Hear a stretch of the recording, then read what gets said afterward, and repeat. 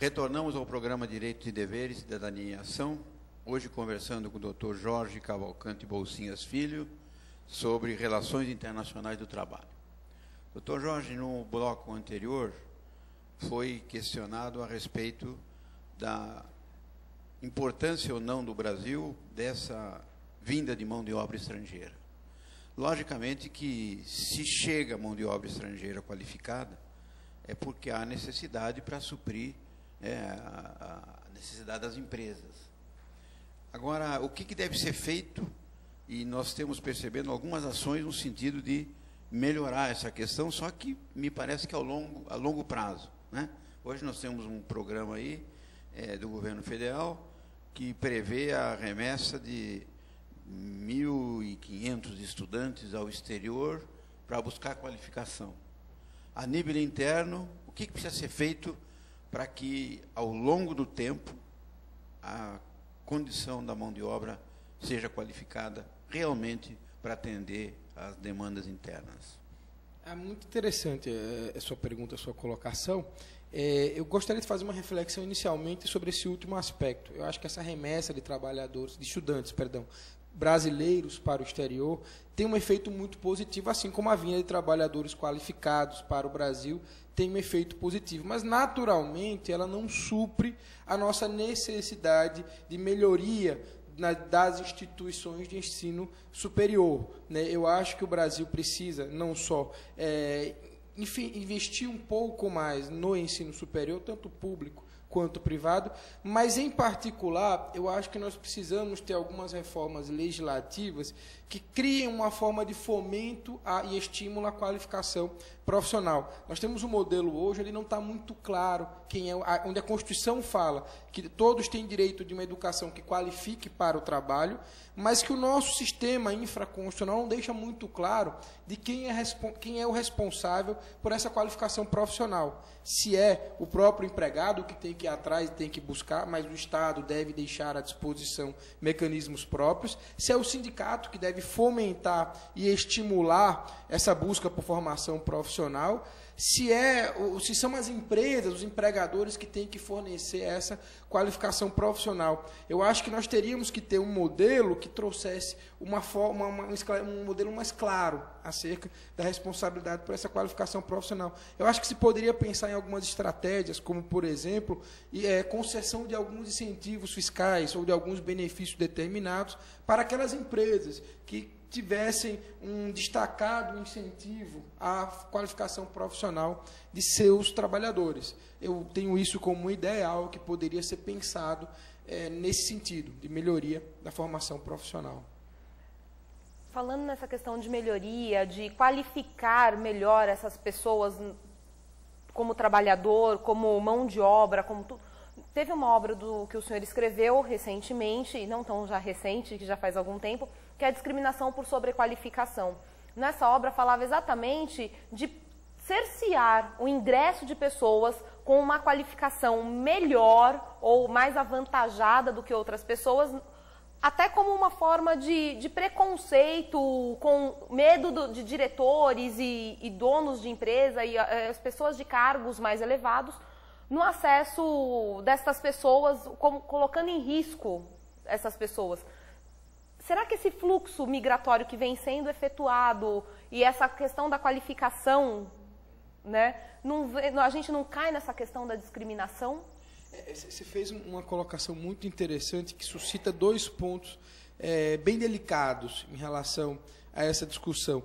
Um é até que ponto as políticas migratórias são ou não são discriminatórias, né? De fato, quando a gente passa para analisar a figura da política migratória no mundo todo, não só no Brasil, a ideia é sempre de proteção da mão de obra nacional. Toda política migratória que é instituída no mundo, ela é feita sob a perspectiva de se proteger um pouco a mão de obra nacional. Vejam, por exemplo, o que houve no Brasil no início do século passado, século XX, onde houve um momento de incentivo à chegada de trabalhadores estrangeiros. A doutrina, alguns antropólogos, historiadores, chamam inclusive eles de colonizadores, porque eram incentivados a vir para cá, trabalhar na lavoura e desenvolver aquelas terras mais ermas. E logo em seguida, no início da discriminação, quando se começou a consolidar a legislação brasileira, se criou uma legislação de proteção à mão de obra nacional que exigia que 2/3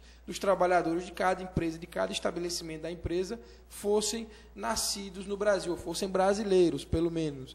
Ou seja, uma legislação extremamente restritiva à chegada de trabalhadores estrangeiros. E aí, quando nós paramos para analisar, a maioria da doutrina vai dizer que essa lei dos 2/3 de controle da imigração, ela não foi recepcionada pela Constituição. Mas uma coisa é certa, ainda que se admita que essa restrição expressa, percentual, não foi recepcionada, basta se ver os requisitos para a concessão de visto de trabalho, as normas que se tem para recebimento, para recepção de trabalhadores estrangeiros no Brasil como mão de obra com registro, e se vê que ela tem um viés extremamente restritivo, no sentido de que favorecer a mão de obra nacional. E será que isso não seria uma forma de conceder um tratamento desigual, injustificável para o estrangeiro?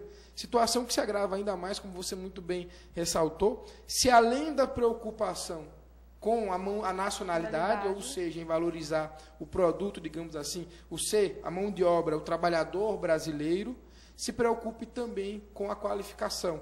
Vamos tentar dar opção para os pouco qualificados, menos qualificados no Brasil. Por isso que o meu discurso sempre em relação à proteção de mão de obra nacional nunca é no sentido de aumentar a restrição para o trabalhador estrangeiro, mas sempre de melhorar a qualificação do trabalhador nacional, para que ele possa, enfim, competir em condições de igualdade com esses trabalhadores que estão chegando no Brasil, oriundos de outros países. Roger, essa questão do cuidado que os países têm e das restrições impostas à chegada de trabalhadores, ela não é um fenômeno que nós observamos só no Brasil. Na verdade, é um fenômeno mundial, né? Quando chegamos aí agora, nas vésperas de uma eleição nos Estados Unidos, em toda a discussão sempre vem a questão da política migratória. Na França, há pouco tempo, quando tivemos a eleição, o centro da discussão era o controle da migração. Então, na verdade, as pessoas, com a crise global, estão procurando um espaço novo. E os países, de uma forma geral, adotam uma política de proteção ao seu trabalhador. Então, a questão é praticamente mundial. Não, sem dúvida, sem dúvida. Essa preocupação com a migração, ela não é uma peculiaridade nossa brasileira, é uma peculiaridade mundial e tem alguns aspectos muito curiosos sobre todos os prismas que você queira verificar, né? Em relação ao Brasil, por exemplo, batendo um pouco, ou ressaltando, enaltecendo essa questão que foi falada aqui da mudança do fluxo de trabalhadores no Brasil, eu poderia destacar ainda mais um outro ponto.